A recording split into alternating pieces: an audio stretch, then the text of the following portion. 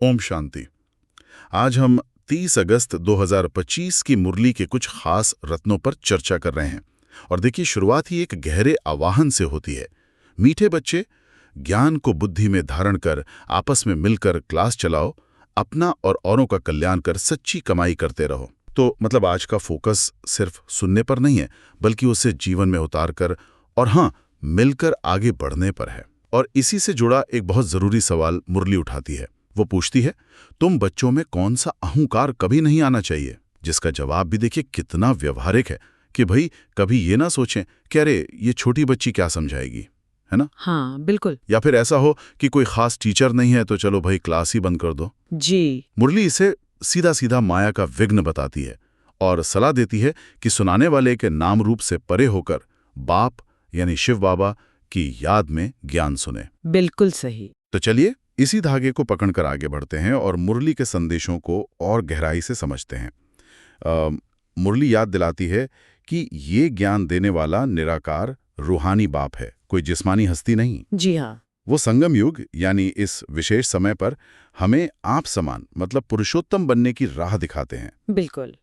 और ये समझना महत्वपूर्ण है कि ये ज्ञान मिलता है ब्रह्मा के तन द्वारा, जिसे मुरली में भाग्यशाली रथ कहा गया है। हाँ, भाग्यशाली रथ। लेकिन यहाँ सबसे अहम बात यह है, और इस पर बहुत जोर है, कि बुद्धि का योग हमेशा ज्ञान देने वाले शिव बाबा से जुड़ा रहे। अच्छा। न कि उस रथ यानी ब्रह्मातन से, या जो भी मुरली सुना रहा है उस व्यक्ति से। इसे ही याद की यात्रा को पक्का करने की आप कह सकती हैं चाबी बताया गया है। अगर ध्यान सिर्फ सुनाने वाले पर अटक गया तो फिर वो जो सार है वो छूट सकता है। हाँ, और इसी बिंदु से वो अहंकार वाली बात सीधे जुड़ जाती है। बिल्कुल बिल्कुल। अगर हम व्यक्ति में अटक गए, चाहे वो कोई बहुत अच्छा सुनाने वाला टीचर हो या कोई जिसे हम शायद कम समझ रहे हो, तो हम असल स्रोत से कट जाते हैं। मुरली इसी अहंकार से सावधान करती है। एकदम सही कहा। और यही अहंकार फिर ज्ञान को धारण करने में, मतलब उसे जीवन में उतारने में भी रुकावट बनता है। अच्छा। मुरली इसीलिए पूछती भी है कि भाई अगर ज्ञान धारण किया है तो आपस में मिलकर क्लास क्यों नहीं चलाते? क्यों किसी एक व्यक्ति पर, किसी खास ब्राह्मणी पर ही निर्भर रहते हैं? तो प्रेरणा यह है कि ज्ञान की चर्चा हो, उसका मंथन हो, और वो भी सामूहिक रूप से हो। इसी से सबकी उन्नति है, यही सच्ची कमाई है, और इसी से जीवन हीरे जैसा बनता है। ये व्यक्तिगत साधना तो है ही, पर साथ साथ एक सामूहिक जिम्मेदारी भी है ना? ये मिलकर चलाने वाली बात वाकई सोचने वाली है। अक्सर ज्ञान सुनने में तो अच्छा लगता है, पर उसे मिलकर आगे बढ़ाने में शायद हम पीछे रह जाते हैं। हाँ, ये होता है। और शायद इसीलिए मुरली बुद्धि योग को एकाग्र रखने पर इतना जोर देती है, क्योंकि अगर बुद्धि एकाग्र नहीं है तो ना धारणा ठीक से होगी, ना ही मिलकर चलने की वो शक्ति आएगी। बिल्कुल। मुरली स्पष्ट कहती है कि सुनते सुनते भी बुद्धि कहाँ कहाँ भाग सकती है। घर गृहस्थी याद आ सकती है, काम धंधा याद आ सकता है, सब कुछ। जी। लक्ष्य है एकाग्रता। ये निश्चय पक्का हो कि स्वयं शिव बाबा इस माध्यम द्वारा हमें पढ़ा रहे हैं। इसी एकाग्रता से ही ज्ञान अंदर टिकेगा। और ज्ञान टिक रहा है या नहीं, इसे जांचने का तरीका भी मुरली बताती है। वो आत्मनिरीक्षण की बात आती है ना? हाँ, बहुत बहुत महत्वपूर्ण। खुद से पूछना है, क्या मुझ में ज्ञान आ रहा है, योग लग रहा है, दैवी गुण आ रहे हैं, कोई अवगुण तो नहीं है?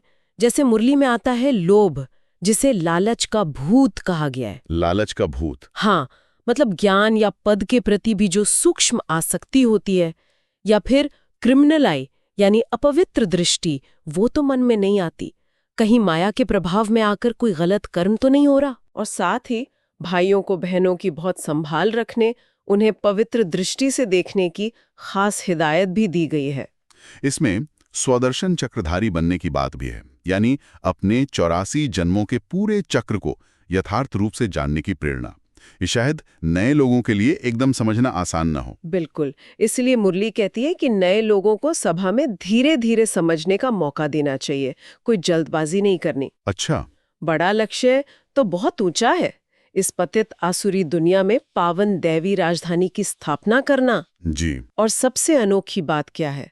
ये स्थापना बिना किसी हिंसा के करनी है, पवित्रता की शक्ति से करनी है। ये लक्ष्य इतना बड़ा है कि मुरली इसे दुनिया का मालिक बनाने वाली पढ़ाई कहती है। और फिर चेतावनी भी देती है। हाँ, चेतावनी है कि ऐसी पढ़ाई को छोड़ना उसे महामूर्खता कहा है। यहाँ एक सिद्धांत काम करता है, निश्चय बुद्धि विजयी, संशय बुद्धि विनश्यन्ति। अच्छा, निश्चय बुद्धि विजयी। हाँ, यानी जिनके मन में निश्चय पक्का है वही विजयी होंगे, और जिनके मन में संशय है उनका विनाश निश्चित है। क्योंकि सच्चा ज्ञान तो केवल एक ज्ञान का सागर बाप ही दे सकता है, बाकी सब तो भक्ति मार्ग के अनेक मते हैं।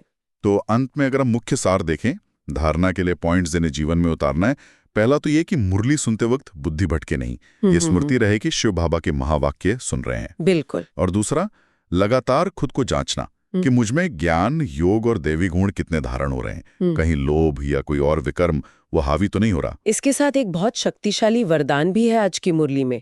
हाँ, वरदान है। हाँ, निमित्त भाव की स्मृति से हलचल को समाप्त करने वाले सदा अचल अडोल भव। निमित्त भाव। हाँ, मतलब जब हम खुद को कर्ता नहीं समझते, सिर्फ निमित्त समझते हैं, तो वो मैं और मेरापन मिट जाता है। जी। इससे क्या होता है, मन की हलचल शांत होती है और स्थिति स्थिर, अचल, अडोल बन जाती है।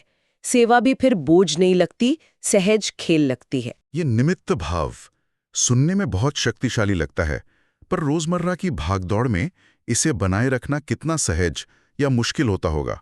मुरली इस पर कुछ इशारा करती है क्या? मुरली निरंतर अभ्यास पर जोर देती है। ये कोई एक दिन की बात नहीं है, ये एक स्मृति है जिसे बार बार ताज़ा करना होता है। अच्छा, अभ्यास। हाँ, शुरुआत में थोड़ा प्रयास लगता है, पर अभ्यास करते करते ये सहज स्वभाव बन जाता है। और इसी से जुड़ा हुआ आज का स्लोगन भी है, सर्व बातों में न्यारे बनो तो परमात्मा बाप के सहारे का अनुभव होगा। न्यारे बनो। हाँ, जब किसी भी बात में लगाव नहीं होगा, न्यारे होंगे, तभी परमात्मा का सहारा स्पष्ट अनुभव होगा। और अंत में एक अव्यक्त इशारा भी दिया गया है। जी, इशारा ये है कि आज दुनिया में जो आत्माएं भटक रही हैं, उन्हें सबसे ज्यादा दो चीजें चाहिए। एक तो सच्ची शांति और दूसरा रूहानी स्नेह। शांति और स्नेह। यानी स्नेह का अनुभव कराएं। उससे क्या होगा, वे स्वयं शांति का अनुभव करने लगेंगी। तो प्रेम और शांति का संतुलन रखना ये बहुत जरूरी है। बिल्कुल। तो मतलब आज की मुरली हमें सिर्फ जानकारी नहीं दे रही, बल्कि एक पूरा प्रैक्टिकल रोड मैप दे रही है। अहंकार छोड़ो, मिलकर ज्ञान को धारण करो, बुद्धि एकाग्र रखो, खुद को जांचो, निमित्त बनो और फिर स्नेह और शांति बांटो। बिल्कुल। तो सोचने वाली बात यह है कि हम इन इशारों को अपने रोज के जीवन का हिस्सा कैसे बना रहे हैं। ओम शांति।